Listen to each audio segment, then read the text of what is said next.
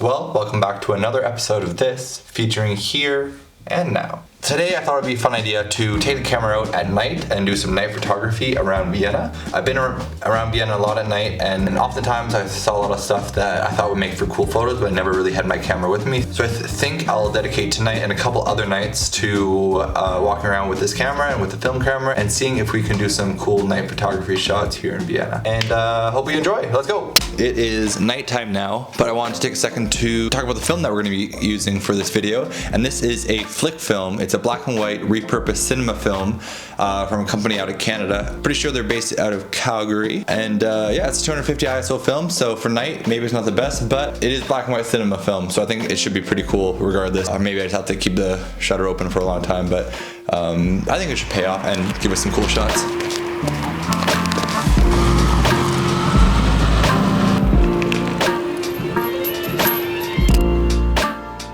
Typically walking around in the dark at night would be a source of discomfort, especially given I have the most expensive things I own in my hands.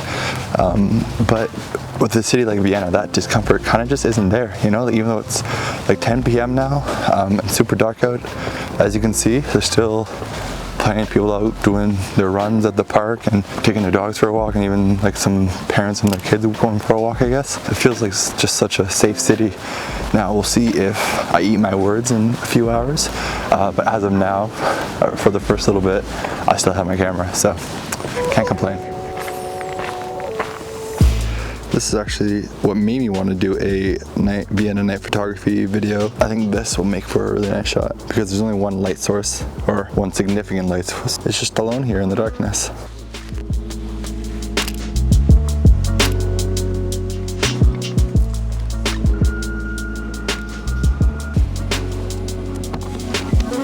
So for the vast majority of my photos, I just use the built-in light meter in the camera, and that's been enough for me to be happy with the outcome. But what I noticed with night photography, what happens is when it's really low light conditions, I set the film camera to automatic. It just kind of thinks it needs to be open forever in order to be able to take the photo. So in these sort of settings, what's really helpful is using a light meter app on my phone. So in general, the light meter on your phone is probably going to do a better job than the one in the camera. It's just the camera is so much more convenient. But for night photography especially, I think it's really helpful to trust your phone more than the camera.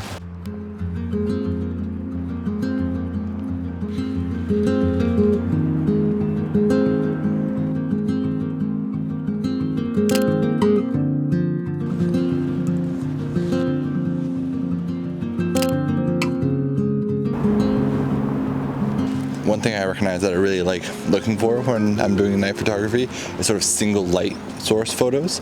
So I think just because obviously you can't really do it during the day given the sun is out, but at night when you have sort of a really dark area and there's a single light lighting up sort of a sphere around it, it's made some of my own favorite photos. So I look around a lot for that. Bookstores typically also make for really good photos, but I don't know if anything exists here, or if any photos exist here. Maybe from this angle could be cool. So actually, as I was framing that shot, the garbage can wasn't there, but when I put in the settings for the camera, I looked up and there was just a garbage can. I thought it looked kind of cool. I hope that didn't ruin the shot. I didn't look through it again after the garbage can appeared, because it's kind of hard when the tripod is really small. I'm basically on the ground looking through the lens trying to see, but see how it looks on the film.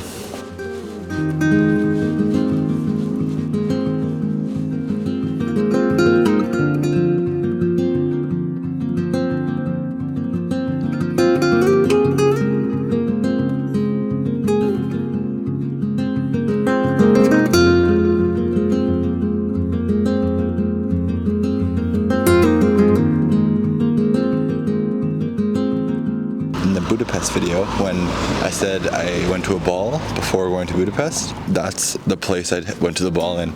This is the Hofburg, my understanding, the old imperial palace of the Austro-Hungarian Empire, which holds balls now. I guess it always held balls, so you can go to a ball in it if you want to. And this is one of my favorite parts of Vienna, honestly. This whole area doesn't feel real. You have the Hofburg over there. Over there, you can't really see it, but there's the Rathaus, which is also a really beautiful building. And then behind those trees, you have the Parliament. a third really beautiful building. And then if that wasn't enough, over here, which I'm going to show you better in a second, are the two museums. Here is your art history museum. And if you think that's cool, you think it's like, oh wow, they did a good job. They did it twice. So I don't know if they're perfect copies, but just looking at it with an uneducated eye, they probably just thought one was cool, but two is better. The craziest part about this sort of huge complex they have here is how used it still is. Like the Hofburg, like I mentioned, has balls.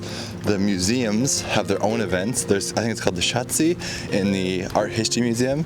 They have a monthly, basically, disco that happens there, where you can like drink and look at art and dance, and there's amazing loud music, which is crazy to be doing in an old palace. And also, between the two museums, they have like these outdoor events, and not to mention like Christmas markets and all this kind of stuff. But I think honestly Vienna, maybe Austria as a whole, but I can only really speak to Vienna, does such an amazing job connecting their sort of past with its present.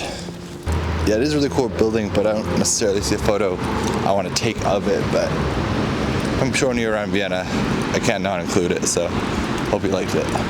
And the garden is closed right now, but in the fall I took some night photos, so I think I'm just gonna throw them in here. And that is it for our time in Vienna. I hope you liked it.